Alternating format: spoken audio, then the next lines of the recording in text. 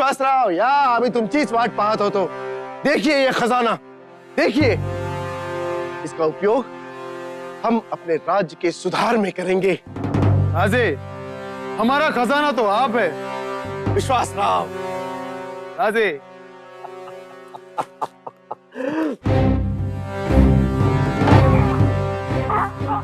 विश्वासराव, विश्वासघात क्यों? के सोने के सिक्के मेरे हैं, सिर्फ मेरे. तुम्हारी लालच तुम्हें बर्बाद कर देगा. विश्वासराव, इतना याद रख. खून फिर खून है, गिरता है तो जम जाता है. जुल्म फिर जुल्म है, करता है तो मिट जाता है.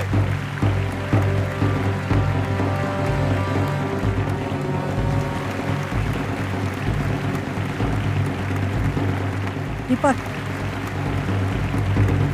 दीपक,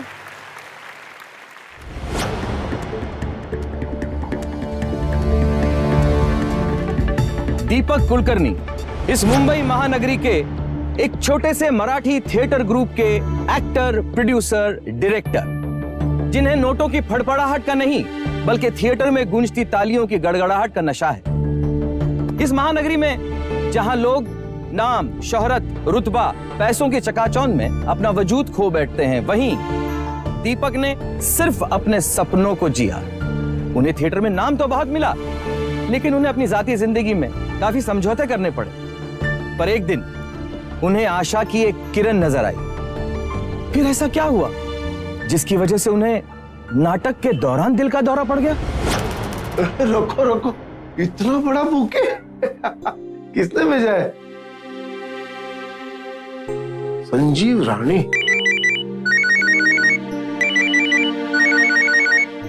लो, इंटरनेशनल कॉल. क्या बात है? हेलो. हेलो दीपक साहब, मेरा नाम संजीव रानी है. रानी साहब, नमस्ते रानी साहब. और थैंक यू वेरी मच, आपका बुके मिला. पर अच्छा होता अगर आप खुद देते, यानी आपसे मुलाकात हो पाती. मैं माफी चाहते हैं.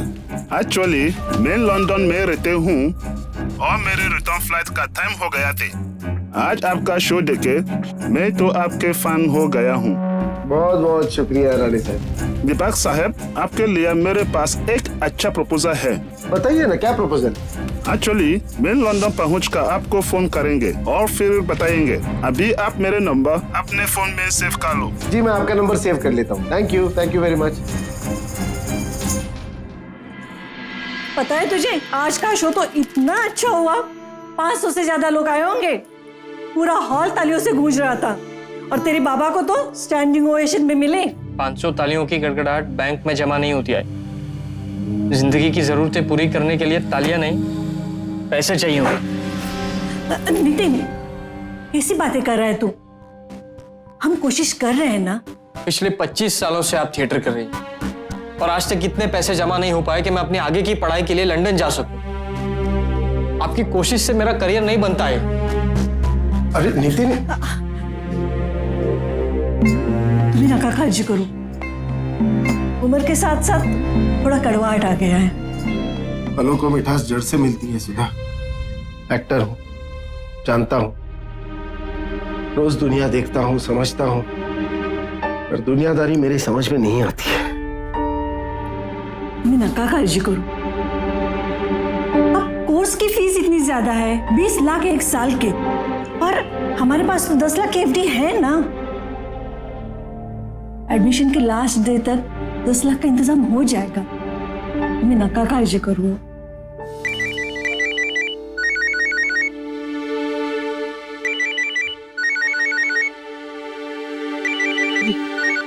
Hello hello hello. हेलो दीपक साहब, गुड मॉर्निंग। गुड मॉर्निंग रानी साहब, गुड मॉर्निंग। सॉरी आपको इतना सुबह फोन किया। एक्चुअली मैं अपने एक्साइटमेंट आपसे शेयर करना चाहते हूँ। अभी अभी मैं अपने कम्युनिटी की मीटिंग से निकले हैं और हम सब ने डिसीजन लिया है कि हम आपके ग्रुप के पूरे यूरोप में थिएटर टूर स्पॉन्सर करेंगे। अरे वाह, ये तो बहुत अच्छी खबर है। बस आप सब अपने डॉक्यूमेंट तैयार रखिए, बाकी सब मैं देख लेंगे। आप अपना ईमेल आईडी प्लीज मुझे टेक्स्ट कर दीजिए। अभी मैं रखते हैं, बाय। हाँ हाँ बिल्कुल, तुरंत तुरंत। हाँ, गणपति बप्पा मोरया। काय झालं काय? सुधा, गणपति बप्पा ने तुम्हारी प्रार्थना सुन ली और उन्होंने चाहा ना तो हमारे थिएटर के शोज सिर्फ लंदन ही नहीं, सारे यूरोप में होंगे। नाम होगा, शोहरत मिलेगी और इतना पैसा मिलेगा कि हमारे नितिन की पढ़ाई फॉरेन में हो जाएगी। काय झालं? उन्हें मेरा ईमेल आईडी चाहिए। क्या आपको ईमेल आईडी नहीं बनाना था? इसीलिए तो मैं एक्टर और तू आईटी प्रोफेशनल बनेगा ना। अच्छा ठीक है, आप बैठिए, मैं आपको सिखा देता हूँ और यूज करना भी बताऊंगा। आप बैठी बसा तुम्ही, मी सांगतोय तुम्हाला बसा। हा, हे बघा, काही चुकीचं होत नाही, मी सांगतोय ना तुम्हाला। हे बघा, ही विंडो असते, हे गुगल, हे जीमेल, कळलं का? इथे क्रिएट अकाउंट केलं की हे असं येतं. हे काय आहे? ते हा, ते काय नाही, ते गुगल की वेबसाईट असते.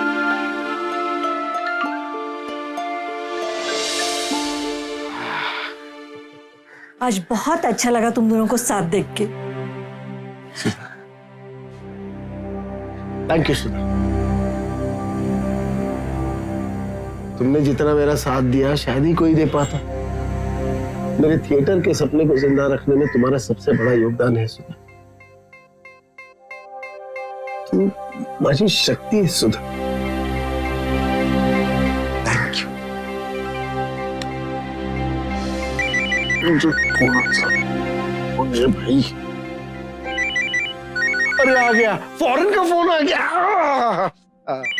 हेलो, हाँ राणे साहब, बोला बोला। दीपक साहब, आपका ईमेल आईडी पर मैं एक मेल किया है। मुझे आपके बैंक डिटेल्स और IFSC कोड चाहिए होंगे। अभी मुझे कुछ ट्रांजैक्शन करने होंगे आप लोगों के आने के लिए। हाँ हाँ कोई बात नहीं है, वो सब मैं आपको ईमेल से भेज दूंगा। हाँ ठीक है।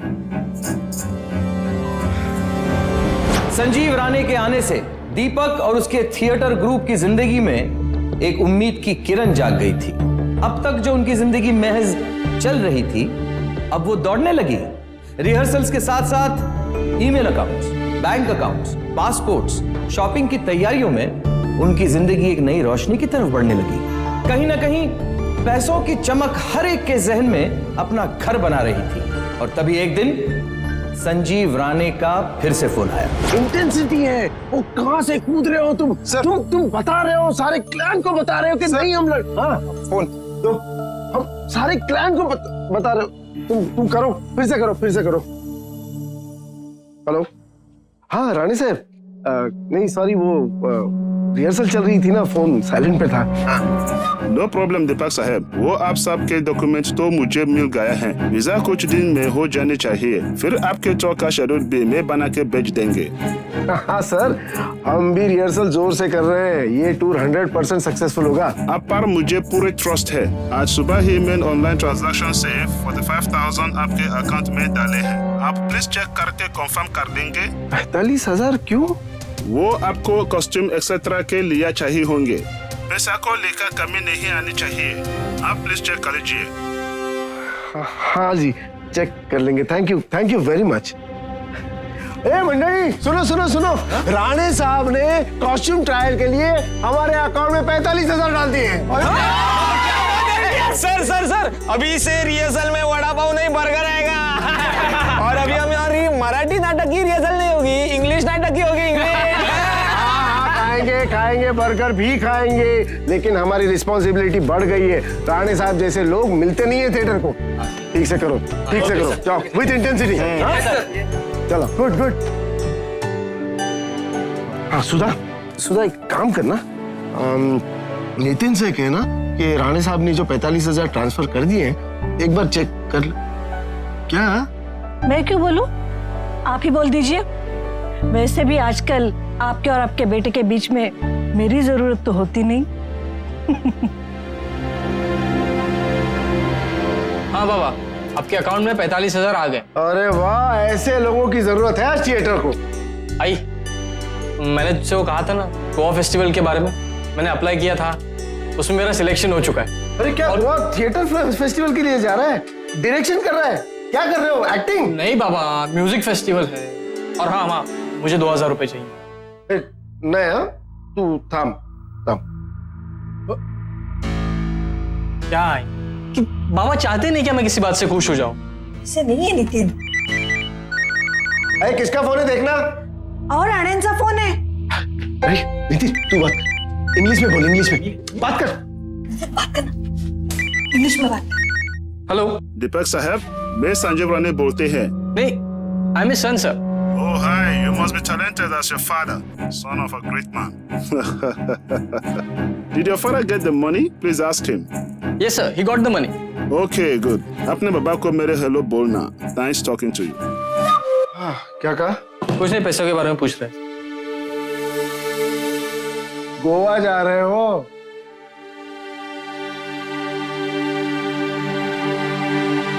बाबा ये 5,000 है, 500 नहीं। एंजॉय करो। हाँ? थैंक्स बाबा। हेलो हेलो, राणे साहब कैसे हो आप? Very good, दीपक साहब। वो मुझे आपसे एक रिक्वेस्ट करना थी, आपका थोड़ा हेल्प चाहिए थी। हाँ हाँ बोलिए, क्या मदद कर सकता हूँ? अब आप मेरे चेता के पैशन को जाने लिए हैं। हाँ हाँ। अभी मैं चाहते हैं कि मैं अपने इनकम का 50% शेयर इंडिया थिएटर ग्रुप में अरे मैं आपके जैसे कई ग्रुप में इन्वेस्ट करना चाहते हैं और मैं चाहते हैं कि आप मेरी हेल्प करें।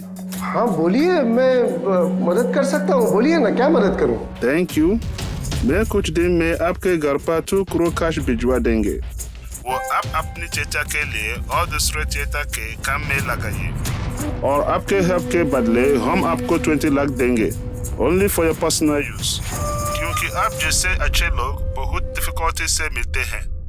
नहीं रानी साहब, 2 करोड़ रुपया और वो भी कैश दे रहे हो आप? नहीं, मैं काम करता हूँ, मैं वो सारे थिएटर ग्रुप्स की लिस्ट बना के उनके प्रोडक्शन मैनेजर के नाम और नंबर आपको मैं भेज देता हूँ। आप एक काम कीजिएगा, आप डायरेक्टली पैसे उनको दे दीजिएगा ना। प्लीज दीपक साहब, मैं सिर्फ आपको ट्रस्ट कर सकते हैं। कैश इसलिए दे रहे हैं ताकि टैक्स में पैसा वेस्ट ना हो। अब आप मेरा इतना काम तो कर सकते हैं, आई विल बी हैप्पी।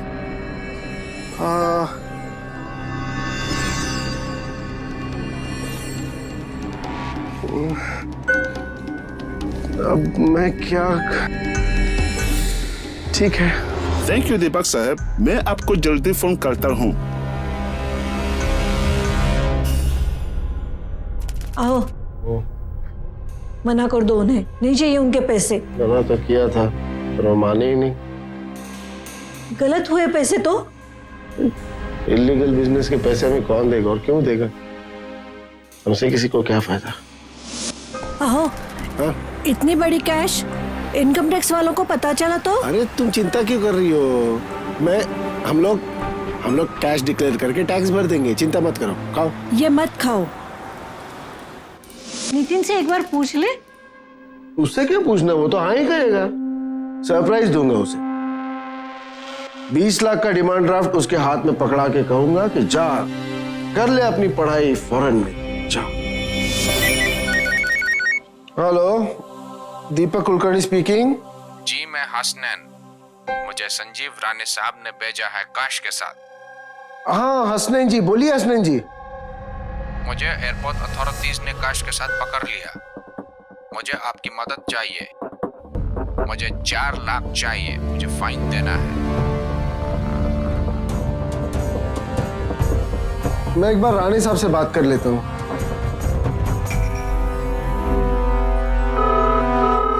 हाँ राणे साहब, दीपक कुलकर्णी बोल रहा हूँ। तो आपके आदमी हसनैन का फोन आया था एयरपोर्ट से, कह रहा था कि उसे एयरपोर्ट अथॉरिटीज ने डिटेन कर लिया है, 2 करोड़ की कैश ला रहा था। और कह रहा था कि 4 लाख कैश लेकर आए, फाइन भरनी है उसे। मैंने सोचा पहले आपसे बात कर लो एक बार। जी जी दीपक साहब, हसनैन मेरे ही आदमी है। मुझे इसी बात का डर था। सॉरी मैं आपको परेशान कर रहे हैं। अगर आप इस वक्त उसकी हेल्प कर सकते तो पैसा जल्दी मिल जाएगा। अरे क्योंकि मैं इस वक्त हवाई में एक कॉन्फ्रेंस में हूँ। आप कैसी बातें कर रहे हैं रानी साहब? वैसे वो कह रहा था कि मुझे वो पैसे उसकी बीवी के अकाउंट में, मतलब मरियम के अकाउंट में डालने हैं, वो उसे पहुंचा देगी, चलेगा ना?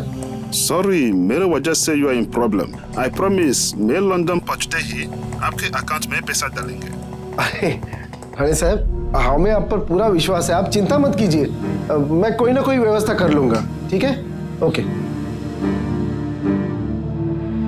अब क्या करेंगे? गड्डी तुड़वा लेते हैं। हसनैन जी, मैं आपकी मिसेस के बैंक में हूँ अभी। मुझे जरा आप वो एक अकाउंट नंबर उनका बता दीजिए ना प्लीज। हाँ।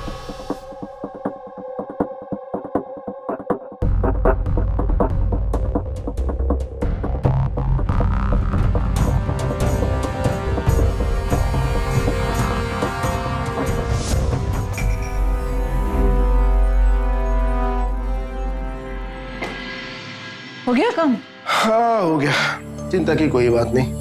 मैंने पैसे डाल दिए हैं, अब हसनैन जी पैसे लेकर आते ही होंगे। चलो अच्छा हुआ। हाँ लेकिन अपनी एफडीज तोड़नी पड़ी। कोई बात नहीं, रानी साहब के काम तो आई। हाँ एक मिनट। हाँ रानी साहब बोला। दीपक साहब, आप किसी पॉलिटिशियन या IAS ऑफिसर को जानते हैं? नहीं, मैं तो किसी को नहीं जानता। क्यों, क्या हुआ? क्या प्रॉब्लम क्या हुई? हसनैन को एयरपोर्ट अथॉरिटीज परेशान कर रहे हैं। पहले 2% फाइन मांगे कैश लाने के लिए, आप 2% रिश्वत मांग रही है। अगर कोई पावरफुल अथॉरिटी को जानते हैं तो इस स्ट्रेस से निकाल सकते हैं। नहीं, मैं तो किसी को नहीं जानता। कोई बात नहीं, मैं देखते हैं कि क्या करने होंगे। ठीक है। बहुत टाइम हो गया ना ही हसनैन का फोन आया, ना ही रानी साहब का फोन आया। आप फोन करके देख लीजिए ना, कहीं उनको और मदद की जरूरत तो नहीं है?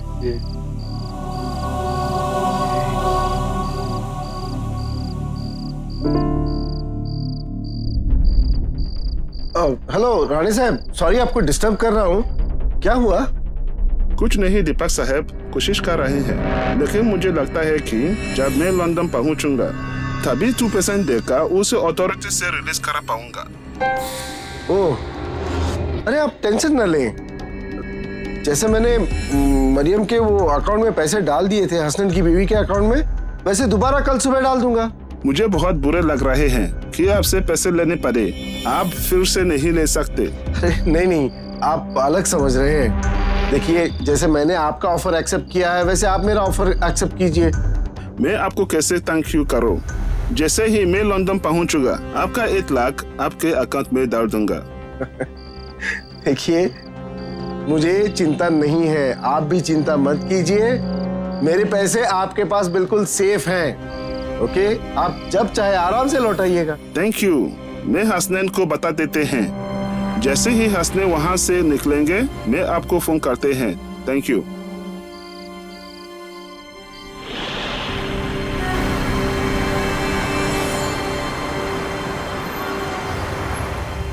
संजीव राणे को 8 लाख रुपए देना दीपक का इमोशनल डिसीजन था, लॉजिकल नहीं। राणे ने दीपक का विश्वास जीत लिया था और यही कारण था कि दीपक ने उसका बैकग्राउंड कभी चेक नहीं किया। राणे ने जब अपनी मुसीबत जाहिर की तो अपने भोलेपन में दीपक ने अपनी 10 लाख रुपए की एफडी तोड़ दी, जो उसकी 25 साल की पूंजी थी, और उसे तोड़ना उसकी सबसे बड़ी गलती। और कितना इंतजार करेंगे? आप ही फोन करके देख लीजिए ना।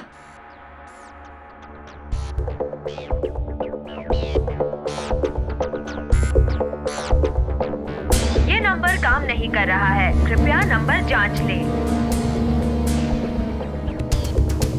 यह गलती मुझसे भी हो सकती थी, लेकिन मैंने अपने जाती तजुर्बों से सीखा है कि हमें जब भी कोई ऐसी अनजान व्यक्ति उम्मीद की किरण दिखाए, खास तौर पे जहां पैसों की बात हो वहां सबसे पहले उसकी पूरी जानकारी हासिल करनी चाहिए। मैं आप सबको सावधान करना चाहता हूं कि आप भी अपने भोलेपन की वजह से दीपक की तरह किसी भी संजीव रानी की बातों में ना आए। आपके साथ फ्रॉड हुआ है कुलकर्णी साहब। एयरपोर्ट अथॉरिटीज के मुताबिक पिछले 3 दिनों में कोई कैश नहीं पकड़ा गया है। सर ये मेरी पिछले 25 साल की मेहनत की कमाई है जो मेरे बेटे के लिए मैंने जमा की है। आप प्लीज उन लोगों को ढूंढकर उन्हें गिरफ्तार कीजिए, मेरे पैसे दिलवाइए। सर ऐसा कैसे हो सकता है सर? ये कोई आपका नाटक नहीं है कि पर्दा गिरा और जिसका सामान उसके घर। कानून सबूत मांगता है, सबूत। तो सबूत है ना सबूत। मैंने पैसे डाले, उसका सबूत है, रिसीट है मेरे पास। कुलकर्णी साहब, ये रिसीट आप 2 दिन में 3 बार दिखा चुके हैं। इसका कोई मतलब नहीं है। देखिए, उसके अकाउंट में आपने खुद पैसे डाले थे या किसी ने आपकी कनपट्टी पे बंदूक रखी थी? तो फिर क्या केस बनता है? मेरे पास उनके भेजे ईमेल्स हैं, उनके प्रिंट आउट देता हूं मैं। उसके बिना पर आप उनको गिरफ्तार कर सकते हो ना? सर, उन्होंने आपको ऑफर दिया और आपने ऑफर एक्सेप्ट किया। वैसे भी ये लोग बहुत चालाक होते हैं। हम केस बना भी देना तो ये जो ईमेल भेजते हैं ये किसी पर्सनल कंप्यूटर से नहीं भेजते। मिलना मुश्किल है सर। मेरे पास क्राइम सेल की रिपोर्ट आई है जिसमें साफ लिखा है कि आपको जो मेल भेजे गए हैं वो लंदन से नहीं भेजे गए, मुंबई से भेजे गए हैं। मीरा रोड के किसी लोकल साइबर कैफे से आपको चूना लगाया गया है सर। देखिए सर, ये लोग बहुत ही प्लान्ड होते हैं, कोई सबूत नहीं छोड़ते। सर, आपने ऐसे ही कैसे किसी पे इतना विश्वास कर लिया? हमें क्या पता था हमारे इनोसेंस का कोई इतना फायदा उठाएगा। हाँ, कुछ कीजिए ना सर। मैडम, मैं कोशिश तो पूरी करूंगा, पर सच कहूं तो मुश्किल है।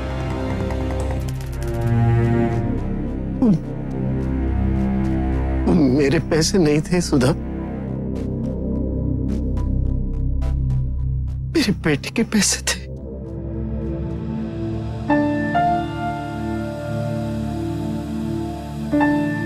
मुझे वो पैसे चाहिए। कोई ना कोई रास्ता तो होगा। अरे जो हुआ उसे भूल जाओ। देखो, उसे सोच के हम अपना आज क्यों बर्बाद कर रहे हैं? जो जाना था वो तो चला गया ना। हम और मेहनत करेंगे, हम और पैसा इकट्ठा करेंगे। दीपक, संभालो अपने आप को। हमारा कल का शो बहुत इंपॉर्टेंट है। दीपक, हमारा कल का शो वही तो हमारी आखिरी उम्मीद है। कम ऑन दीपक। काय रे, तुम्ही पण ऐकत बसला? चला चला, उठा चला। हाँ, उठा।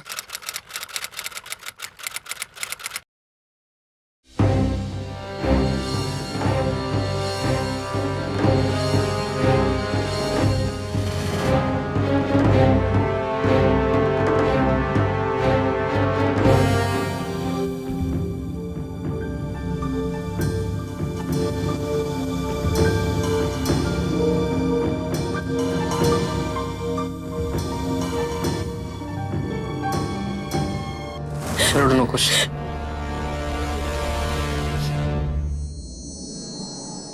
मेरे बाबा का मोबाइल तो है।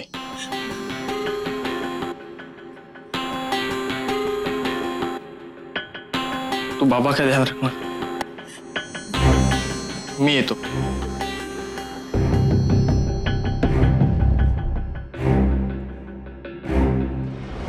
नितिन और दीपक के विचारों में अंतर था, लेकिन नितिन ये जानता था कि उसके बाबा कमजोर इंसान नहीं। जिस शख्स ने अपना सपना सिर्फ अपनी हिम्मत पर जिया हो, उसको इस तरह दिल का दौरा पड़ना कोई मामूली बात नहीं थी। नितिन अपने बाबा को हारा हुआ नहीं देख सकता था, इसलिए पहली बार उसने अपने बाबा के लिए कुछ करने की ठानी। दीपक को जिन्होंने ठगा था उनको पकड़वाने का नितिन ने फैसला कर लिया और सबसे पहले उसने अपने बाबा के बैंक से जमा किए गए पैसों की डिपॉजिट स्लिप से मरियम खान तक पहुंचने का जरिया बना लिया।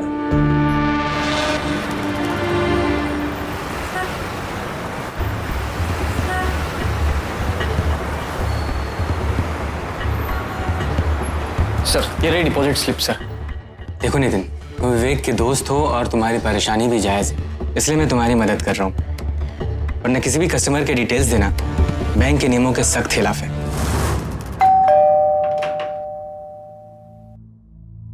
जी कहिए।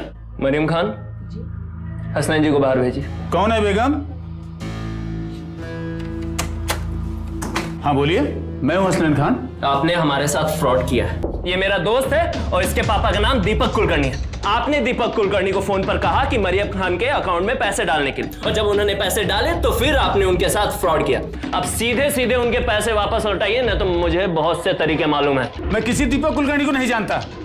बैंक के पेपर्स, ये है बैंक के पेपर्स और ये है डिपॉजिट स्लिप, और इससे पता चलता है कि आपने उनके साथ फ्रॉड किया है और अब सीधे तरीके से उसके पैसे निकालने तो नहीं तो क्या, जो करना कर लो, मैं कुछ नहीं जानता। रुक जा जरा। सॉरी अंकल, देखिए हमें कोई लड़ाई नहीं करनी और लड़ाई से किसी को कुछ फायदा भी नहीं होगा। दरअसल बात यह है कि हमारे साथ धोखा हुआ है, तो अगर आप बुरा ना माने तो क्या हम अंदर आके बात कर सकते हैं बैठ के, प्लीज।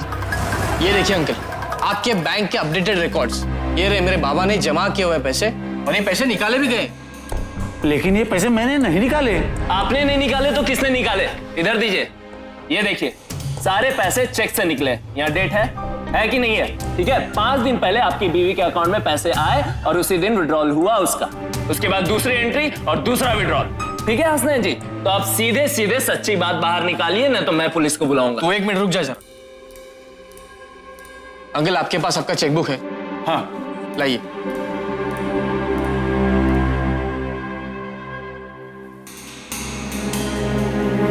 ये देखिए आखिरी के 2 चेक्स मिसिंग हैं और उन्हीं 2 चेक्स में से पैसे निकाले गए।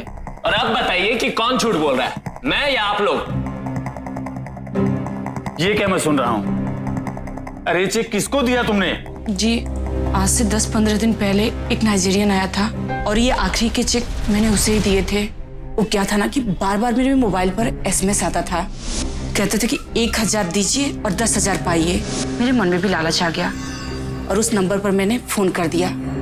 वहां से एक नाइजीरियन आया, उसने कहा कि 1000 का मुझे चेक दे दीजिए और मैंने उसे 1000 का चेक दे दिया। फिर उसने बोला कि ये चेक गलत है, दूसरा चेक दीजिए। इस तरह से करके मैंने उसे 4-5 चेक ले लिया। उसने मुझसे कहा कि जो गलत चेक है मैं उसे कैंसिल करा दूंगा, और फिर उसके बाद से ना ही तो मेरे पैसे आए और ना ही उसका फोन आया। अगर आप जो कह रहे हैं वो सही है तो उस नाइजीरियन का एड्रेस तो होगा आपके पास, वही दे दीजिए। नहीं बेटा, उसका एड्रेस तो नहीं है मेरे पास, लेकिन उसका नंबर है। हाँ ये दीजिए। ये लो।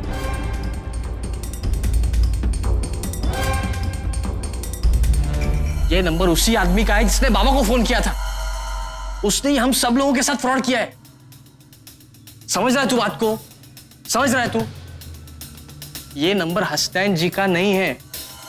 उस आदमी ने हसनैन जी की बीवी का अकाउंट यूज किया, उनसे चेक लिए, उस चेक से पैसे निकाले, और ये सब कुछ करने के लिए उसने हसनैन जी का नाम यूज किया।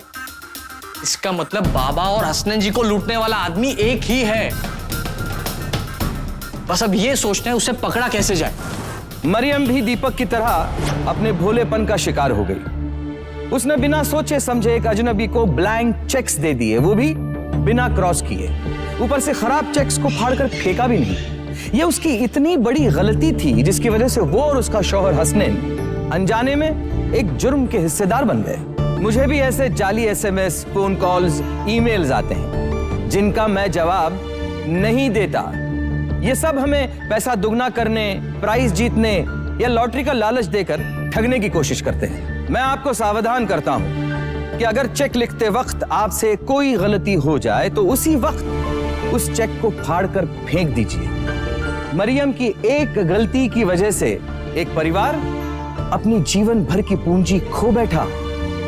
ऐसा आपके साथ ना हो, सावधान रहिए। वैसे 45,000 से ज्यादा का जब भी कैश विड्रॉल होता है हमें ID प्रूफ चाहिए होता है, लेकिन चूंकि ये कैश विड्रॉल आपके अकाउंट से हुआ है और आप खुद कंप्लेन कर रही हैं, इसलिए डिटेल्स मैं आप सबके साथ शेयर कर सकता हूँ। Ramesh Talreja, 104 platinum building, Bandra. क्या करें? इनसे पूछते। आपकी कहानी बहुत शौकिंग। मेरे बाजू वाले फ्लैट में कोई रमेश तलरेजा नाम का व्यक्ति किराए से रहने तो नहीं आया। लेकिन हाँ, 2 नाइजीरियन लड़के डेविड और जॉन इसी फ्लैट को खाली करके गए। उनके बारे में कोई जानकारी है आपको?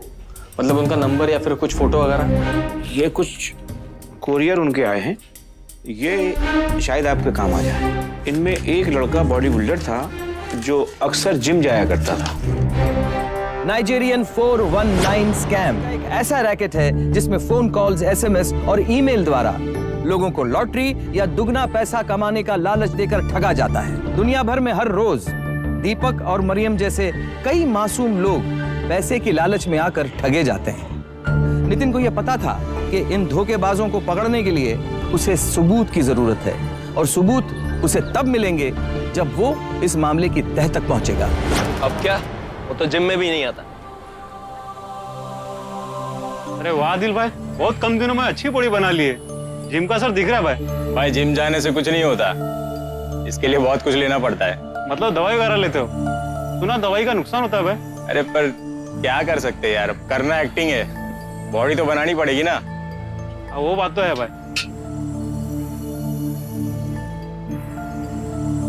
यार आदिल भाई, क्या बॉडी बना ली है भाई। यार मेरी गर्लफ्रेंड है ना, उसको बॉडी वाले लड़के बहुत पसंद। Salman Khan, John Abraham. और मेरी बॉडी बनती नहीं, और वो ये प्रोटीन और सप्लीमेंट से तो बहुत टाइम लगेगा। और इस वैलेंटाइन डे पे ना मैं उसे इम्प्रेस करना चाहता हूँ भाई। वो महंगे वाले वो अगर दिला देंगे ना तो बहुत सही रहेगा भाई। मैंने सुना आपने वो इतनी बॉडी यार उसी से बना ली आपने। एजेंट से जरा मेरे को कांटेक्ट करा देंगे तो बहुत सही रहेगा। मैं भी कुछ बॉडी बना। हाँ भाई प्लीज।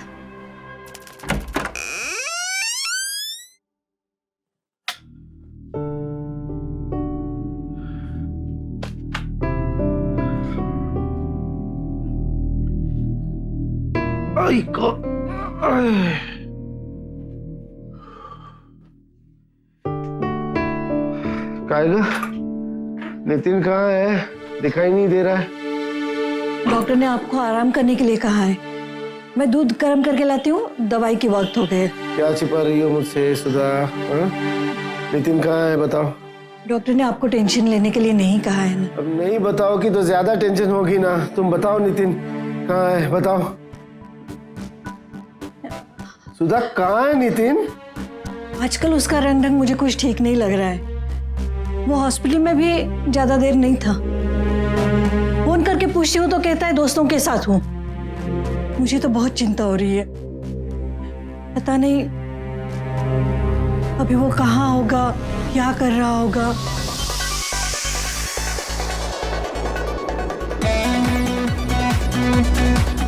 वो कहाँ मिलेंगे? दुकान तुम्हारा सामने है। ओह यार great, that's great. So when can we start? मगर इसकी गारंटी क्या है कि इसके बाद मेरी बॉडी आपके और आदिल भाई के जैसे बन जाएगी? मेरा मटेरियल को कोई मैच नहीं कर सकता।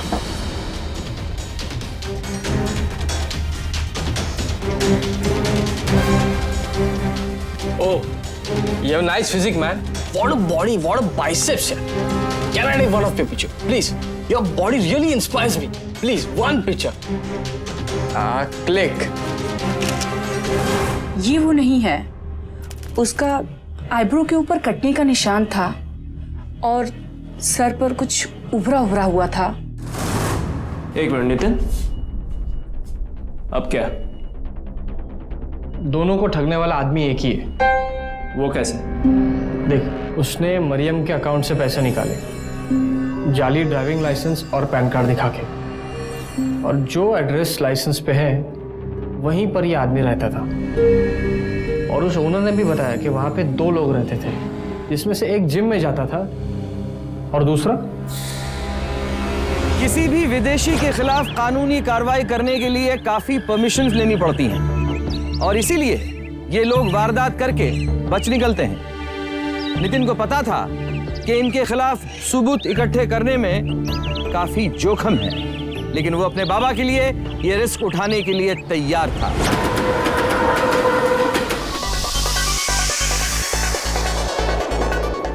David, he is my friend Vivek, he is an actor, और इसको भी बॉडी बनानी। हाय। हेलो। लेकिन कल मैं हिमाचल जा रहा हूँ तो ज्यादा शॉट्स चाहिए। How much do you need? I have 2-3 with me. No man, at least 20। Sorry man, इतना सारा मैं आपका साथ नहीं रखता हूँ। Police, you know? David please try यार, ये कल चला जाएगा और पैसे भी टाइम पे दे देगा ये। Don't worry about the money. Okay, I'll call my friend in 2 hours. You keep the money. 2 hours, 2 lakhs. Okay man, I will get the money. Sure. Okay. See ya.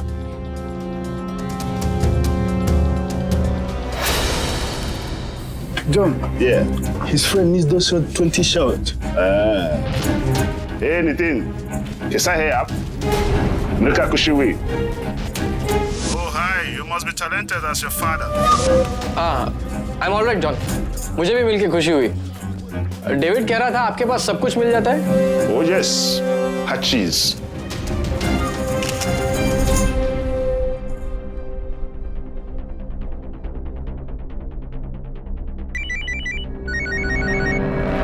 Hello. हाँ नितिन, तेरा शक बिल्कुल सही है भाई। ये वही आदमी है जिसने मरियम को उल्लू बनाकर उनसे चेक लिए। मैं इंस्पेक्टर मोहितो को अभी फोन करता हूँ, जितनी जल्दी हो सके मैं वहां पहुंच रहा हूँ। भाई एकदम संभल के अपना ख्याल रख, मैं आ रहा हूँ। हाँ चल। Look man, I can't wait anymore.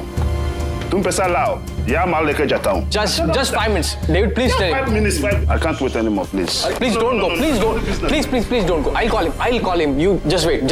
Yes. He's outside. Just 2 minutes more. अरे यार क्या 5 minutes. बहुत हो गया यार। Okay. Yes, my friend. Come on, get up, उठ, जितना माल है बाहर निकालो।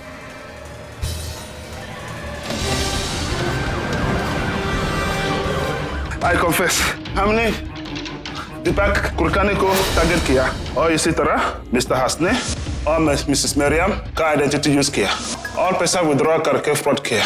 खून फिर खून है, गिरता है तो जम जाता है। काय करताय तुम्ही रे?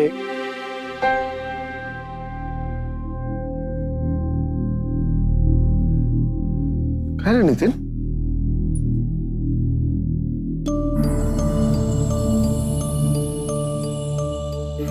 पैसे असली है।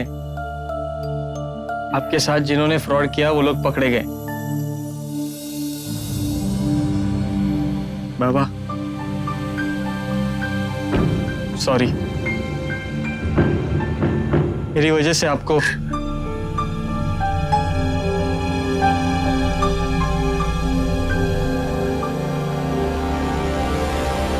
खून फिर खून है, गिरता है तो जम जाता है।